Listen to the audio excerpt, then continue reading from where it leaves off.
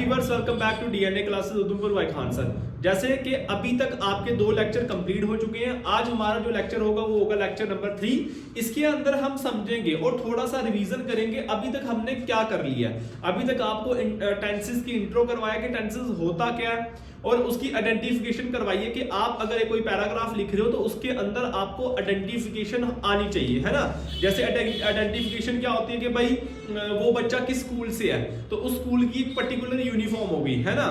जैसे आपके पास कौन सी गाड़ी है वो एक पर्टिकुलर गाड़ी का कलर होगा। आपको पता है मेरे पास व्हाइट है ना, मेरे बाई के पास रेड है, मेरे उस बाई के पास ब्लू है।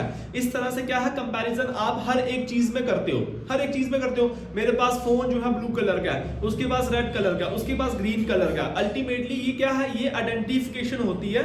वैसे ही टेंसेस के अंदर भी, वैसे ही अगर आप एक पैराग्राफ लिखते हो उसके अंदर भी आपको क्या चाहिए, आपको आइडेंटिफिकेशन आनी चाहिए। तो कुछ आइडेंटिफिकेशन की आज मैं आपको दोबारा से रिवीजन करूंगा क्योंकि आपने ये पहले पिछली क्लास के अंदर भी थोड़ी बहुत हमने इसमें डिस्कस करा था। एक एग्जांपल ले लेते हैं कि आप प्रेजेंट की एग्जांपल ले लेते हैं। सबसे पहले प्रेजेंट की एग्जांपल ले लेते हैं। जैसे कि आपके पास 3 शर्ट्स हैं। कितनी शर्ट है? 3 शर्ट। एक शर्ट है ब्लू कलर की, दूसरी शर्ट आ गई ग्रीन कलर की, एक शर्ट आ गई रेड कलर की। ये 3 शर्ट है और ये तीनों बच्चे हमारे स्कूल के हैं। क्या? तीनों बच्चे हमारे स्कूल। हम चले गए किसी कंपटीशन के अंदर, ठीक है बच्चे, हम चले गए किसी कंपटीशन के अंदर। एक बहुत बड़ा सा हॉल है और इस हॉल के अंदर अपने बच्चे, अपने स्कूल के बच्चे बैठे हैं। सारे एक ही यूनिफॉर्म के अंदर होंगे, अलग अलग स्कूल के भी बच्चे आए होंगे, तो आप पहचान करना बहुत मुश्किल हो जाएगा, ठीक है। तो मैंने क्या कहा, ये जो ब्लू है ये एपीएस के बच्चे हैं, ये जो ग्रीन है ये डीपीएस के बच्चे हैं, ये केवी के बच्चे हैं। तो मैंने इनको इंडिकेट कर दिया कि भाई आपकी आइडेंटिफिकेशन क्या है, ये blue APS, green DPS, red KV. वैसे ही आपका प्रेजेंट, पास्ट और फ्यूचर की आइडेंटिफिकेशन है, ठीक है। तो मैंने कहा जब भी मैं ग्रीन बच्चे को देखूंगा मैं समझ जाऊंगा वो डीपीएस का बच्चा है। जब भी मैं ब्लू देखूंगा मैं बोलूंगा यार ये एपीएस का बच्चा है, और जब भी मैं रेड देखूंगा तो मैं क्या बोलूंगा, ये केवी का बच्चा है। जिस तरह से हम बच्चों की पहचान करेंगे वैसे ही आज इस लेक्चर के अंदर मैं आपको बताऊंगा कि आप पैराग्राफ जब लिख रहे हो या आप पढ़ रहे हो तो उसमें आइडेंटिफिकेशन कैसे आएगी। जैसे अगर मैं बोलूं हैज और हैव, ये एक आइडेंटिफिकेशन, ये पहली आइडेंटिफिकेशन हुई प्रेजेंट की, ठीक है। फिर दूसरी आइडेंटिफिकेशन अगर मैं बोलूं is am are, is am are. अगर मैं तीसरी आइडेंटिफिकेशन की बात करूं, हैज हैव प्रेजेंट में यूज होता है, इज एम आर प्रेजेंट में यूज होता है, और क्या यूज होता है, डू और डज। ये आपका 3 आइडेंटिफिकेशन। मेन आपको हर जगह दिखेगा, हर पैराग्राफ के अंदर दिखेगा, वो आइडेंटिफिकेशन मैं आपको समझा रहा हूं, ठीक है। अगर आपको हैज हैव दिखता है, इज एम आर दिखता है या डू और डज कहीं भी दिखता है, आप समझ जाओ कि ये वो सेंटेंस कौन सा है, वो प्रेजेंट है। वो चाहे इंडेफिनिट होगा, कॉन्टिन्यूस होगा, परफेक्ट होगा, परफेक्ट कॉन्टिन्यूस होगा, वो एक अलग बात है, वो भी हम डिस्कस करेंगे। पहले हम आइडेंटिफिकेशन की बात कर रहे हैं कि आपको पता चलना चाहिए। अगर कोई आप लाइन लिख रहे हो, प्रेजेंट में लिख रहे हो, तो आप क्या करोगे, आप has have, is am are, do does का यूज करोगे। जैसे मैं बोलूं I do not understand English, मैं इंग्लिश को अभी समझ नहीं पा रहा हूं, I do not understand English. अगर मैं ये ऐसा बोलूं, क्या बोलूं, I do not understand English, तो अगर मैं इस तरह से बोलूं तो आप समझ जाओगे कि ये जो डू लगा है ये आइडेंटिफिकेशन है। ये किसकी आइडेंटिफिकेशन है, ये प्रेजेंट की आइडेंटिफिकेशन है। ये किसकी आइडेंटिफिकेशन है, प्रेजेंट की। तो आप समझ जाओगे कि ये, अगर डू समझ के आप समझ जाओगे कि ये कौन सा सेंटेंस है, प्रेजेंट है। ये कौन सा वाला सेंटेंस है, प्रेजेंट। चलिए अब बात करेंगे पास्ट की। पास्ट के अंदर क्या होगा, हैज हैव को कौन रिप्लेस करता है, हैज हैव को कौन रिप्लेस करता है, आपका रिप्लेस करेगा वाज और वर। जब भी आपको वाज और वर यूज होगा, दिखा किसी भी सेंटेंस के अंदर, अगर आपको वाज और वर दिख गया, समझो कि वो क्या है, वो पास्ट को इंडिकेट कर रहा है, बहुत अच्छे से बहुत धीरे से, बहुत आराम से, क्योंकि बच्चों को पैराग्राफ अगर कोई लेटर लिखनी है, कुछ भी लिखना है, उनको वर्ड ही नहीं मिलते कि मैं कैसे स्टार्ट करूं। अगर आप ये आइडेंटिफिकेशन समझकर लिखोगे तो आप प्रेजेंट को, पास्ट को और फ्यूचर को डिवाइड कर पाओगे बहुत आराम से, बहुत आसानी के साथ, ठीक है। इज एम आर को डू डज को कौन रिप्लेस कर रहा है?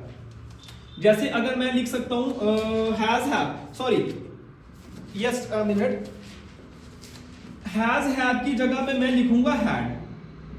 हैज हैव रिप्लेस करेगा किसको? हैड को। इज एम आर रिप्लेस करेगा वाज और वर को, वाज और वर को। और डू और डज कौन रिप्लेस करेगा? वो करेगा डिड। ये तीनों चीजें याद रखना। हैज और हैव को किसको रिप्लेस करता है? क्योंकि हैज हैव है तो हैड ही आएगा, हैड रिप्लेस करेगा। पास्ट के अंदर हैज और हैव की जगह पे क्या आएगा? जैसे आई हैड।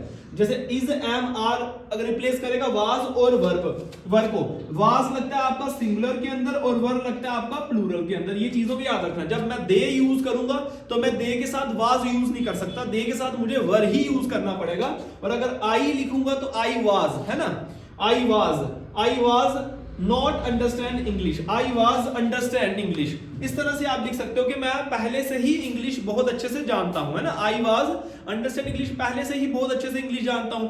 तो फिर क्या होगा? डिड। डू और डज, डू भी आपका क्या करता है? सिंगुलर के साथ इंडिकेट करता है, डज आपका किसके साथ इंडिकेट करता है? प्लूरल के साथ, ठीक है, क्लियर है। और डिड आपका कहां यूज होगा? पास्ट के अंदर। अभी हम क्या यूज कर रहे हैं? हम कंसेप्ट सीख रहे हैं, ठीक है। फिर लास्ट में आपका जो कंसेप्ट होता है वो आता है आपका फ्यूचर। फ्यूचर का ज्यादा ध्यान रखने की आपको जरूरत नहीं है, क्योंकि फ्यूचर के अंदर सिर्फ आप क्या यूज करोगे? एक विल करोगे और दूसरा शैल करोगे। जब भी आपको कहीं भी फ्यूचर के बारे में कुछ लेटर लिखनी है, कुछ पैराग्राफ लिखना है, कुछ भी लिखना है, आपको विल और शैल का ध्यान रखना है बस, और कुछ याद रखने की आपको जरूरत नहीं है, ठीक है, क्लियर है। और क्या आ सकता है? विल और शैल, विल शैल हैव आपका आ सकता है, हैव बीन, है ना, हैव, ये चीजें आप यूज कर सकते हो। या विल बी भी आ सकता है, विल बी, शैल बी। मगर ये चीजों का ध्यान रखो कि आपको विल और शैल यूज करना ही करना है। जब भी विल और शैल यूज हो गया, अल्टीमेटली क्या होगा? वो आपका फ्यूचर सेंटेंसेस होगा, ठीक है, क्लियर है। Future sentences. होप सो ये जो आपका मैंने पूरा का पूरा आपको एक्सप्लेन किया आइडेंटिफिकेशन के लिए, आपको समझ आया होगा। अभी ये तो हमने टाइम की बात करी ना, कि सर प्रेजेंट, पास्ट, फ्यूचर। मैंने आपको दो चीजें सिखाई थी, एक टाइम, दो चीजें आगे, दूसरी चीजें आगे वर्क। मैंने आपको कहा था इसको अपने माइंड के अंदर बिठा दो। टेंसेस आपकी दो ही चीजों के अराउंड घूमते हैं, एक टाइम और एक वर्क। टाइम तो आपको मैंने बता दिया, आइडेंटिफिकेशन मैंने आपको बता दी, प्रेजेंट की, पास्ट की और फ्यूचर की। और पिछले जो वीडियो हुई है उसके अंदर मैंने आपको पूरा डिस्कस करा था पास्ट, प्रेजेंट या फिर कॉन्टिन्यूज या इंडेफिनिट और उसके बाद परफेक्ट कॉन्टिन्यूज। और उसके अंदर मैंने हर एक चीज आपको समझाई भी थी। जिसने अभी तक वो लेक्चर नहीं देखा है, जाके वो सबसे पहले आप उस लेक्चर को, उस वीडियो को आप वॉच करो, देन इसके बाद इस वीडियो को देखो, ठीक है। तो मैंने एक सेंटेंस बोला, आई डू नॉट अंडरस्टैंड इंग्लिश, है ना। या फिर मैं कुछ और भी बोल सकता था, मैं बोल सकता वाज बोल सकता, मैंने आपको बोला ना, I was understand, I was understand English, I was understand English, clear है। और उसके बाद मैं क्या बोल सकता हूं? मैं पहले से, वाज मैंने आपको बोला, वाज का मतलब हो गया पहले से, पास्ट में यूज होता है ना वाज, है ना। तो अगर मैं यहां पे लिखता दे वर अंडरस्टैंड इंग्लिश, मतलब हम सारे बहुत पहले से इंग्लिश को जानते हैं। और यहां पे आया कि मैं बहुत पहले से इंग्लिश को जानता हूं, ठीक है। तो अगर मैं बात करूं अभी किसकी, अगर मैं बात करूं किसकी अभी, टाइम की, टाइम तो हो गया। अगर मैं बात करूं वर्क की, तो वर्क के अंदर आपको पता है वर्क के अंदर क्या आएगा? वर्क के अंदर वर्ब की फर्स्ट, वर्ब की सेकंड और वर्ब की थर्ड फॉर्म आती है। जैसे मैं एक एग्जांपल के तौर पर अगर मैं लिखूं तो मैं लिखूंगा गो, वेंट, गॉन, ठीक है। मैं लिखूंगा गो, वेंट, गॉन, ये वर्ब की फर्स्ट फॉर्म है, ये सेकंड फॉर्म है और ये कौन सी है? थर्ड फॉर्म है, ठीक है। गो आ गया first form, second form, third form. ऐसे ही वीडियो के लास्ट में जब मेरा टेंसेस कंप्लीट हो जाएगा, मैं आपको फॉर्म ऑफ वर्ब्स जो है वो आपको दे दूंगा, वो आप लर्न कर देना, ठीक है। और साथ साथ में जब जैसे चलता जाएगा वैसे वैसे आपको पता लग जाएगा।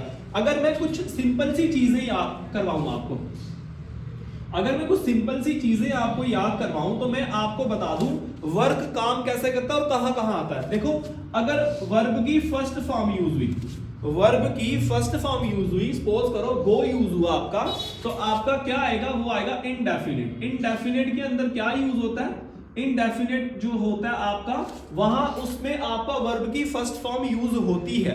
क्लियर है? अगर मैं बोलूं कॉन्टिन्यूस के अंदर, किसके अंदर, कॉन्टिन्यूस के अंदर, कॉन्टिन्यूस के अंदर क्या यूज होगा, एक तो वर्ब की आपकी फर्स्ट फॉर्म यूज होगी प्लस आईएनजी यूज होगा। आईएनजी का मतलब हो गया, जैसे मैं कुछ वर्ड लिखूं, कमिंग, गोइंग, है ना, लाफिंग, ये कुछ मतलब ये क्या दिखाता है, आईएनजी क्या शो करता है, आईएनजी शो करता है कि काम अभी क्या हो रहा है, चल रहा है, मतलब पास्ट में स्टार्ट हुआ, प्रेजेंट में भी चला और फ्यूचर में भी चलेगा, है ना, कोई ब्रिज बन रहा है, पास्ट में स्टार्ट हुआ था, प्रेजेंट में अभी आता हुआ है और फ्यूचर में भी उसका काम अभी चलेगा, तो इट मींस आईएनजी है, रनिंग है वो काम। आईएनजी जब भी आपका यूज होगा, इट मींस वो क्या होगा, कॉन्टिन्यूस सेंटेंसेस होगा, कॉन्टिन्यूस सेंटेंसेस होगा, और वर्ब की फर्स्ट फॉर्म प्लस आईएनजी उसके साथ यूज होगा। ठीक है, अगर मैं बात करूं परफेक्ट की, ये परफेक्ट, ये मैं आपको क्या सिखा रहा हूं, ये मैं आपको वर्क सिखा रहा हूं। पहले मैंने आपको ये सारा डाटा सिखाया टाइम का, अभी मैं सिखा रहा हूं आपका काम का। ठीक है, कि काम कैसे कैसे यूज होगा। काम यूज होता है आपका वर्ब की फॉर्म में, फर्स्ट की फॉर्म होगी इंडेफिनिट यूज होगा, फर्स्ट की फॉर्म और आईएनजी यूज होगा, कॉन्टिन्यूस यूज होगा। अगर वर्ब की थर्ड फॉर्म यूज होगी, है ना, वर्ब की थर्ड फॉर्म और आईएनजी यूज होगा। ठीक है, थर्ड फॉर्म का मतलब हो गया जैसे गॉन यूज किया गया। थर्ड फॉर्म पता कहां यूज होती है, थर्ड फॉर्म यूज होती है जैसे अगर मैं गॉन ही लिखूंगा, मतलब काम कंप्लीट हो चुका है, काम जैसे गॉन है ना, मतलब वो जा चुका है, वो अभी जा नहीं रहा, वो जा चुका है, तो वर्ब की क्या यूज हो रही है, थर्ड फॉर्म यूज होगी कि काम हो चुका है, हो नहीं रहा, काम हो चुका है। जैसे मैं बोलूं टायर्ड, टायर्ड बोलूं, टायर्ड का मतलब क्या हो गया कि वो थका हुआ है, ये बोली थक रहा है वो, है ना, काम कर रहा है तो थक जाएगा, नहीं, वो थका हुआ, टायर्ड है वो, है ना, वो पहले से ही टायर्ड है। तो ये चीजें आपकी परफेक्ट सेंटेंसेस दिखाता है कि आपका जो काम है वो कंप्लीट हो चुका है। ठीक है, ये आपकी अभी मैंने क्या बताया, सिर्फ आइडेंटिफिकेशन थी। अभी जहां तक मुझे लगता है कि टेंसेस का जो इंट्रो था, आइडेंटिफिकेशन थी, हर एक चीज हमारी कंप्लीट हो चुकी है। अब हम अपनी जो है रूल के ऊपर आ सकते हैं। सबसे पहले जो रूल मैं आपको करवाऊंगा वो करवाऊंगा पास्ट सेंटेंसेस के, किसके करवाऊंगा, पास्ट सेंटेंसेस से, फिर प्रेजेंट के और फिर फ्यूचर के। ठीक है, अभी तक 3 लेक्चर हमारे कंप्लीट हो चुके हैं। उन 3 लेक्चर के अंदर हमने सिर्फ आपको क्या बताया, हमने आपको बताया कि भाई टेंसेस है क्या, टेंसेस यूज कहां होगा, टेंसेस की आइडेंटिफिकेशन, जितना मैंने आपको बताया उतना अगर आप 3 लेक्चर अच्छे से देख लोगे, आपको मतलब जैसे रूल पढ़ने में कोई मुश्किल नहीं आएगा। ठीक है, फर्स्ट फॉर्म कहां, इंडेफिनिट के साथ क्या यूज हो रहा, कॉन्टिन्यूस के साथ क्या यूज हो रहा, परफेक्ट के साथ क्या यूज हो रहा है, या प्रेजेंट की आइडेंटिफिकेशन क्या है, पास्ट की आइडेंटिफिकेशन क्या है, फ्यूचर की आइडेंटिफिकेशन क्या है, बहुत अच्छे से आपके माइंड के अंदर अब ये कंसेप्ट टेंसेस का घुस चुका होगा और आप सर बोलोगे कि सर अब बस कर जाओ, अब रूल के ऊपर आ जाते हैं, और बहुत अच्छे से हमारे ये कंसेप्ट था वो आपने क्लियर कर